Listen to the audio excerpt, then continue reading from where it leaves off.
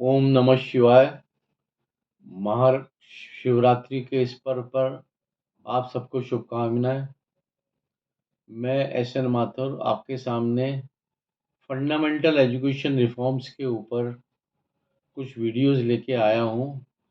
ये मेरा पहला वीडियो है। आजकल नेशनल एजुकेशन पॉलिसी 2020 पर बहुत काम चल रहा है। इसके पीछे रीज़न ये है कि हमारा देश जो है, हमारी सरकार जो है, it is aspiring that we should become a developed country by 2047। आज़ादी के 100 वर्ष पूरे होने तक हम जो है एक विकसित देश के रूप में उभरे। साथ ही साथ in a very short period we should become the third largest democracy, third largest economy in the world. तो इसके लिए भी बहुत ज़्यादा एफर्ट्स और प्रयत्न चल रहे हैं। और इसके साथ एक फैक्टर और ये है कि demographically we have surpass China and we have become number 1 country in the world which the maximum population of 140 crore and more. तो भविष्य में हम लोग जो इंडिया कंट्री है, it will be the largest supplier of workforce throughout world, whether it is unskilled, semi skilled, skilled, highly skilled, technocrats etcetera. और जब तक इस इंडियन पॉपुलेशन को, जिसके साथ एक प्लस फीचर और ये है कि they are the most young people of the world, तो जब तक इन लोगों को हम लोग अपन प्रॉपर एजुकेशन नहीं दी जाएगी तो देश का जो आगे विकास होना बहुत मुश्किल है। इसलिए गवर्नमेंट ऑफ इंडिया ने नेशनल एजुकेशन पॉलिसी 2020 में लॉन्च करी है। इस पे बहुत सारे एक्सपेरिमेंट्स हो रहे हैं, बहुत सारे इनोवेशंस हो रहे हैं, नई नई चीज़ें इसमें जो है ना एक्सपेरिमेंट्स किए जा रहे हैं। इस संदर्भ में आज मैं आपके सामने जो इस वीडियो में चर्चा करूंगा उसका टाइटल है पीएमटी के अंदर, या जिसको हम नीट यूजी बोलते हैं, उसके अंदर फिजिक्स न्यूमेरिकल्स का औचित्य क्या है।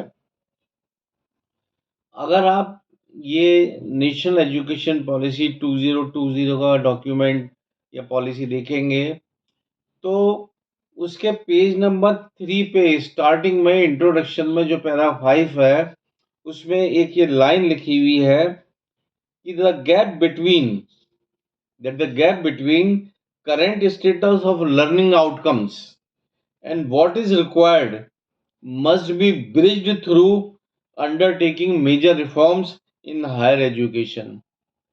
इसका मतलब ये हुआ कि जो लर्निंग आउटकम्स हैं अगर वो डिफरेंट है किस चीज़ से, व्हाट इज रिक्वायर्ड, कि हमको क्या चाहिए, मतलब there is a difference between demand and supply, तब हम उसको गैप को हमको दूर करना है, चाहे वो हायर एजुकेशन क्यों ना हो, बाय अंडरटेकिंग मेजर रिफॉर्म्स। तो इस कनेक्शन में आज मैं आपके साथ जो है नीट यूजी के अंदर जो फिजिक्स न्यूमेरिकल्स की इम्पोर्टेंस है उसके बारे में डिस्कशन करूंगा। नीट यूजी जैसे कि आप जानते हैं कि जो बच्चे मेडिकल लाइन में जाना चाहते हैं उनके लिए वो एंट्रेंस एग्जामिनेशन है डॉक्टर बनने के लिए। इसमें जनरली 4 सब्जेक्ट्स होते हैं, physics, chemistry, zoology and botany. जहाँ तक जोलॉजी का सवाल है, ये सब्जेक्ट इनेविटेबल है, कंपलसरी है, क्योंकि जोलॉजी में और कुछ नहीं, एनिमल स्ट्रक्चर पढ़ाया जाता है और अल्टीमेटली ह्यूमन भी जो है एक मॉडिफाइड एनिमल है, तो इसमें जो है जोलॉजी का पेपर होना लाजमी है।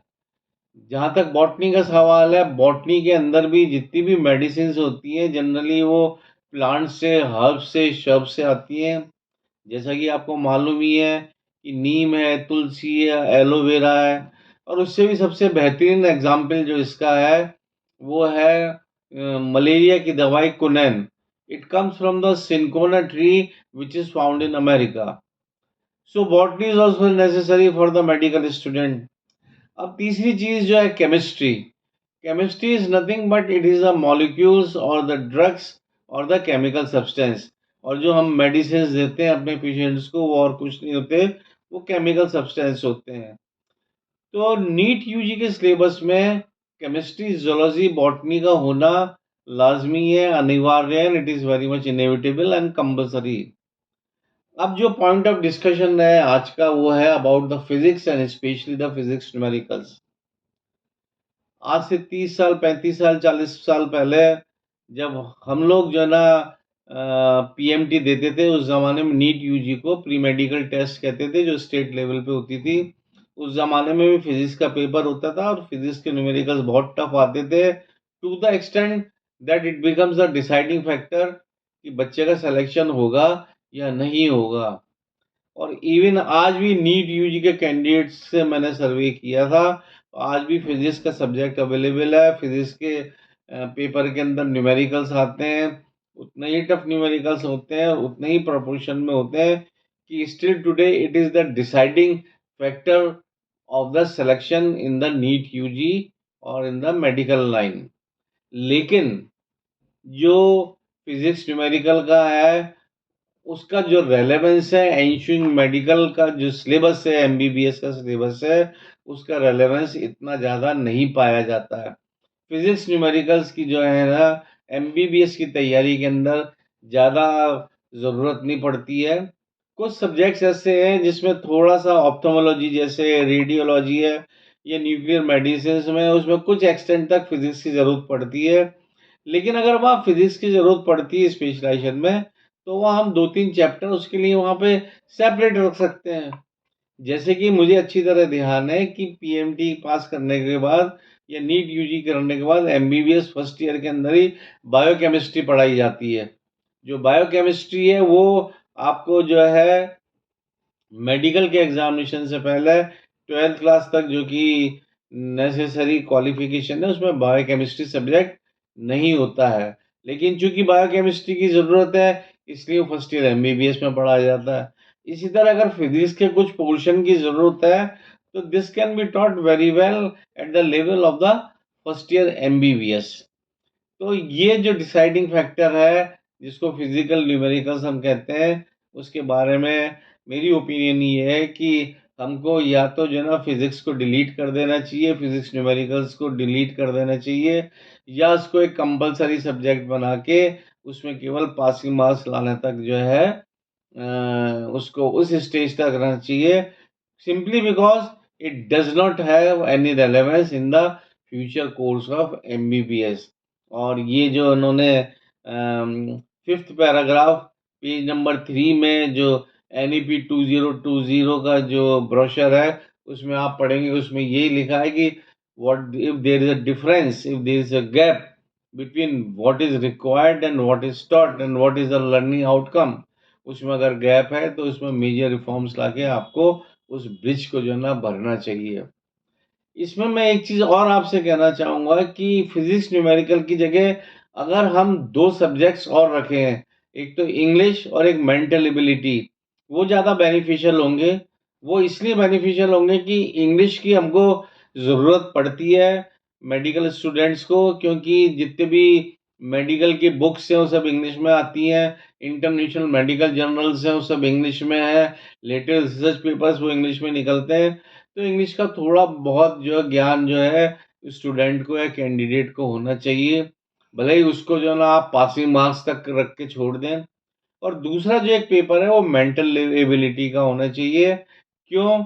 भले ही वो पेपर जो है जितना स्टैंडर्ड आपने फिजिक्स न्यूमेरिकल का रख रखा है उतने ही स्टैंडर्ड का आप अगर मेंटल एबिलिटी का पेपर रखेंगे तो वो अच्छा रहेगा, क्योंकि आज जो पेशेंट जो होता है जब वो डॉक्टर के पास अप्रोच करता है, वो डॉक्टर के चैम्बर में एंटर करता है और वो जो अपने सिम्टम्स बताता है, सिंपली जैसे वो कहता है सर 3 दिन से अगर उसको बुखार आ रहा है तो डॉक्टर को अपनी मेंटल एबिलिटी से, डॉक्टर को अपनी आईक्यू से, डॉक्टर को अपने इंटेलिजेंसी से लाइन ऑफ एक्शन डिसाइड करना पड़ता है।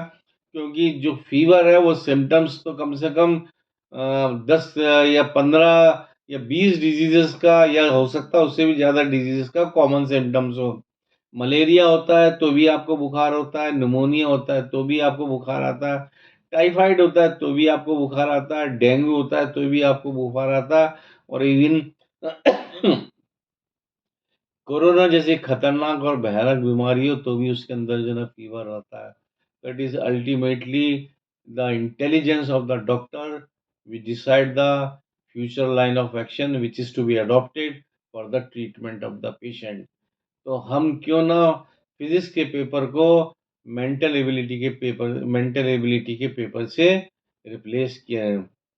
ये जो मेरे अपने थॉट्स हैं या मेरे जो विचार हैं या सजेशंस हैं, इनको ऑलरेडी मैंने स्टेट गवर्नमेंट और सेंट्रल गवर्नमेंट के जो रेस्पेक्टिव डिपार्टमेंट्स हैं, उनको मैंने भेज दिया है।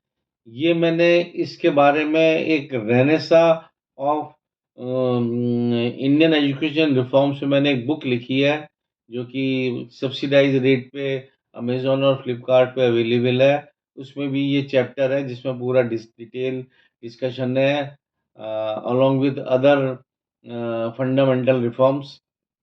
तो मेरा आप लोगों से यही निवेदन है कि आपको लगता है कि अगर ये जो है एक फंडामेंटल प्रॉब्लम है एजुकेशन डिपार्टमेंट के अंदर, एजुकेशन सिस्टम के अंदर, और इसको जो है रेक्टिफाई किया जाना चाहिए, तो आप इसको वीडियो को अधिक से अधिक ग्रुप्स में शेयर करिए और इसको लाइक कमेंट्स भी करिए और इसको सब्सक्राइब करिए, ताकि नेक्स्ट जो मैं वीडियो लेके आऊँगा फंडामेंटल रिफॉर्म्स पे regarding NEP 2020 national education policy 2020, तो आपके पास जो है उसका इंटीमेशन पहुंच जाए।